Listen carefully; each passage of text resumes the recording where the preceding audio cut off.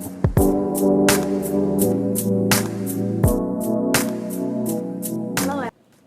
guys, so we did this episode live and it was amazing to have that energy just, in the room with Erinn, Fleeks. I want you to listen, if you're an artist who is just starting out, you're in the middle of your career or you've been doing this for such a long time, just remember that engagement, consistency, and sticking to what you love is what is going to take you to the next level. Hi, everyone, and I'd like to welcome you to yet another episode of Music with a Twist. Now, today I will be featuring Erinn Fleeks. Now, today we will be talking a little bit about artist development in the digital age and strategies for long term growth. Now, Erinn has been in the business for quite some time, so I'm really excited to hear what she has to tell us about her experience. So, Erinn, how are you? I'm doing good. Thank you for having me. This is great. Yes, it's so awesome having you as well. So, can you tell us a little bit about yourself and how did you get started in the music business? Sure. So I have been in, I will say entertainment as a whole. I feel like I've been in it since for about 25 years or so. I remember starting out with when I was younger, and I had a DJ Uncle Guy. He Hey. has been very instrumental in my and me coming out and being in like emceeing different things and doing events and stuff like that. So that's kind of how it all started. And then I transitioned to doing radio. And so David Bowman, which was a big radio DJ and he's a DJ out in Seattle as well. That's where I'm originally from Seattle.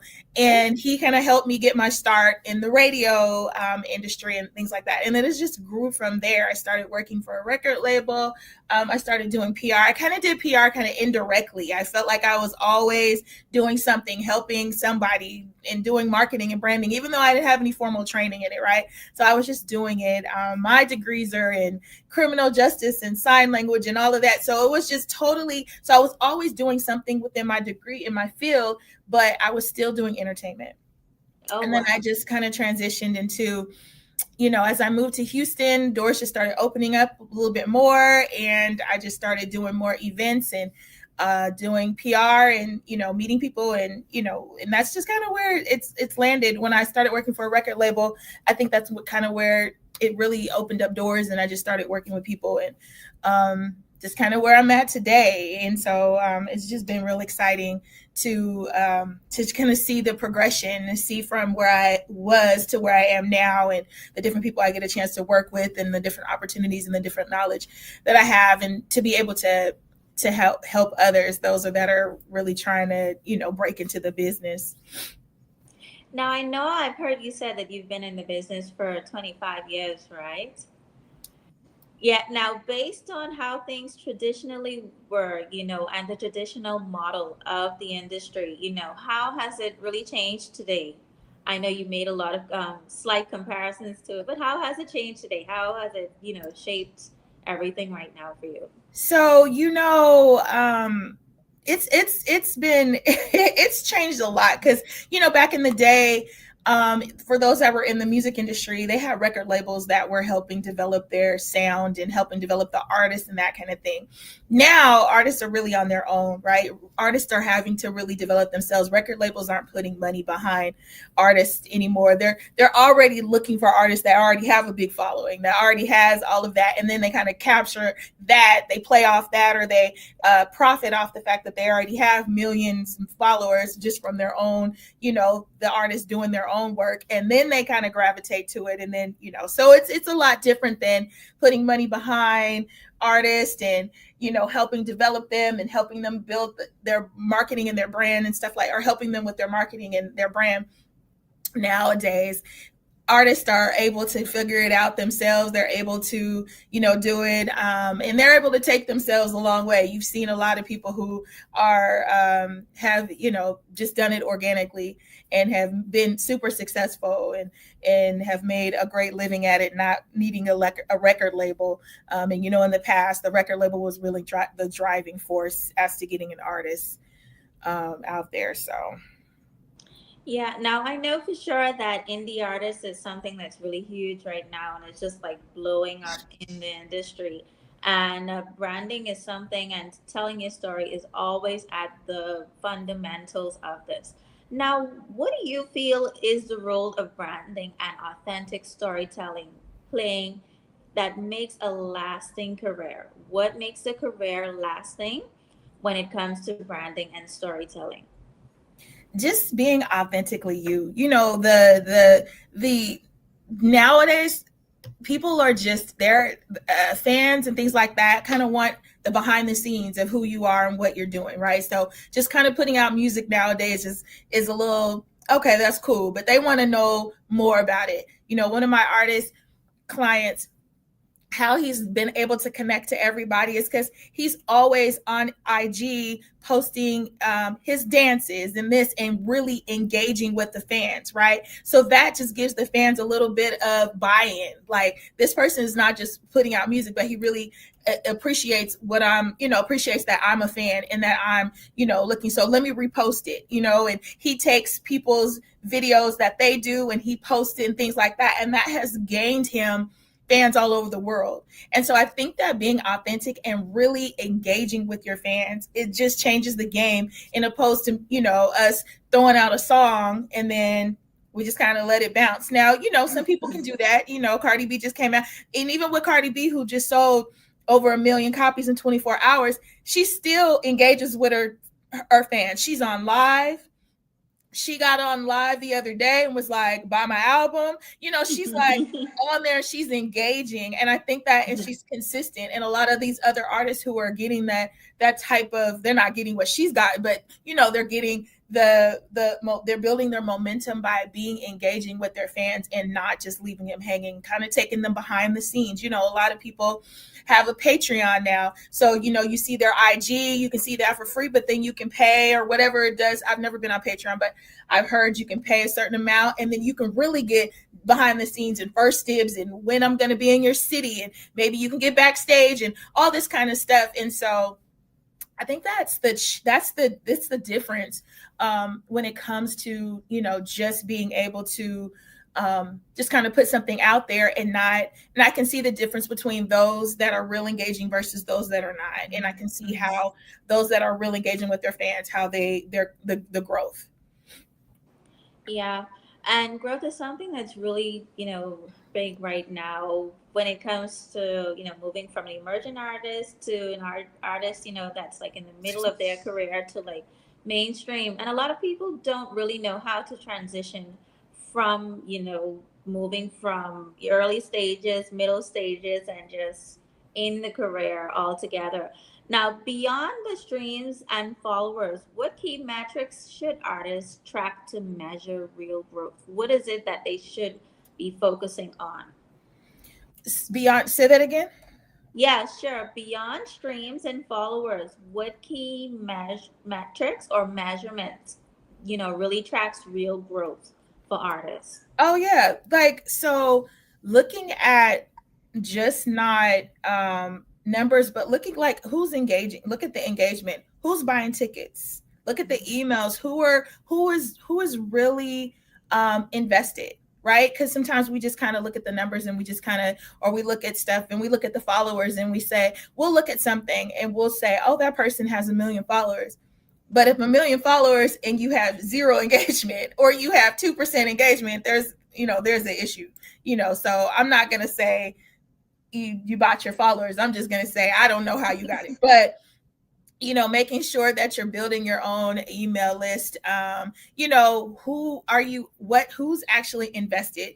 Are you building this relationship? I have another client where he did gain, he just hit 1 million followers and he did a contest, right? Yeah. Shout out to David Michael Wyatt.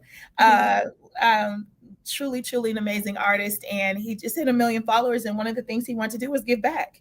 You know what I'm saying? So he gave back and he did a contest and we gave, we had a winner and, he gave a prize pack to the person and that kind of thing. So really being engaging and showing your fans that not only are you just a follower, you're a fan and all that, but I'm invested in you. I have your email address. Anytime I'm in your city, I'm going to let you know I'm in your city. If I have a meet and greet, you guys are going to be the first to know. If I have this, you guys are going to be the first to know. So that's the biggest thing. I think the biggest overall arching theme, should be engagement. How are you engaging with those that are really, because some people, I've started deleting people because I was like, they're not even engaging. They don't care about what I do or what I, and sometimes I always feel like, well, maybe they don't see it. But then when it's something, it's funny when it's something that they are interested in, they come out of the woodworks out of nowhere. And I'm like, I didn't even know that person was my friend or they follow me. I feel it the same way. Like I feel fans on the other end, they kind of feel the same way. Like you're not, if you don't engage, you know what? I don't want to support. You don't even care that I'm even here. And back in the day, it wasn't so much like that. But now, since we're in the social media age and era, it's like we want more engagement. Yeah. I noticed, that engagement and authenticity really ties into one another. It's just showing up, being who you are, and like consistently letting, those who follow you and those who listen to your music know that, hey, I'm real, I'm here, and I mean business, and, this is it, you know.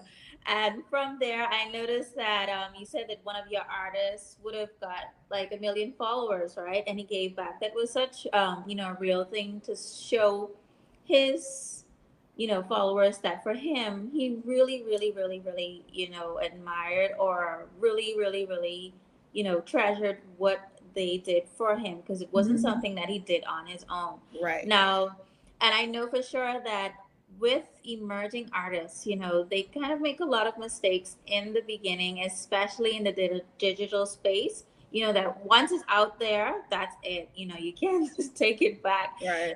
Yeah. And based on that, how are ways that they can avoid things like that? You know, I just think even with the mistakes, it just kind of shows that you're human. You know what Yeah. I'm saying? A lot of times people feel like that you have to start out and you have to be perfect. You have to have this video team and all this kind of stuff. And to be honest, I know some of the biggest artists don't even, or some of the biggest people who have a lot of engagement and stuff, they just use their iPhone and just Yeah. go. I think the biggest thing is consistency. A lot of times we're like, we want these followers and that kind of thing. Girl, I'll be on TikTok once a month. Like, how am I gonna, and that's not, I don't really want that. But for those, like, are you consistent? And I think that's the biggest thing is consistency. What are you consistent in? And what you will see the growth in whatever you put your time and effort in. So if you want to do this and you want to be this influencer, you see these influencers that are real aggressive or I won't say aggressive, but I won't use the word, but I'll just say consistent. They are on, they're on TikTok maybe 3-4 times a day. And they find their niche, and if that doesn't work, they switch and they find something else, and whatever helps them go viral, whatever the case may be. But the one constant theme across the board is consistency. And that's just what anything, you know what I'm saying? If I'm consistent in doing something, eventually at some point it's gonna catch because I'm really about this. And this is the life that I want, to live. This is what I want. This is what I want to do.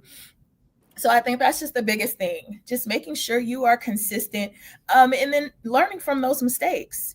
Whatever mistakes, one of the biggest things is finding a mentor or finding somebody who's doing something. And even if you don't have a mentor, if there's somebody, an influencer that you admire, you don't have to take what they're doing per se, like copy them, but you can look at what they're doing and kind of, model yourself because you admire them.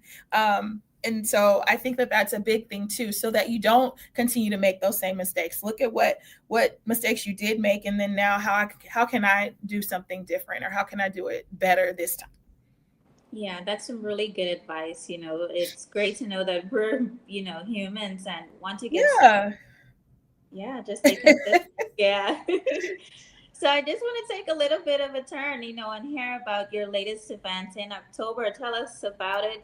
How can my listening audience sign up for it? What is it all about? I really want to hear more about it. Sure. Thank you. I appreciate that. Mhm. So Brown Girls Brunch is it started out, or it is a networking event that we've done in several cities across the US, where we get women together to talk about different themes, whether it could be film, television, real estate, whatever the case may be, or we'll have a panel that just talks about marketing and branding and things like that to help women get the information that they need to start their own business, to collaborate, to, how to get funding, all of that type of stuff. And so we decided to do these brunches. Teresha is my business partner out of Atlanta. She came up with the concept back, I think, in 2021. She did one in Atlanta, and then she decided to want to do one in Houston.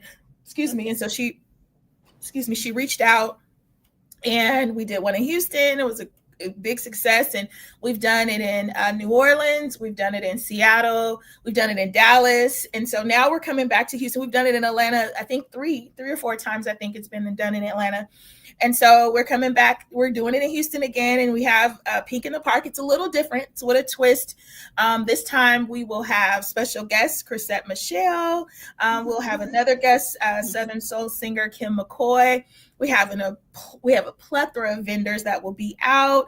We have some great partners that are coming out, and not to mention, we are focused on breast cancer, for in October. So really celebrating, yes. So really celebrating those survivors and those that we love and dear that we may have lost.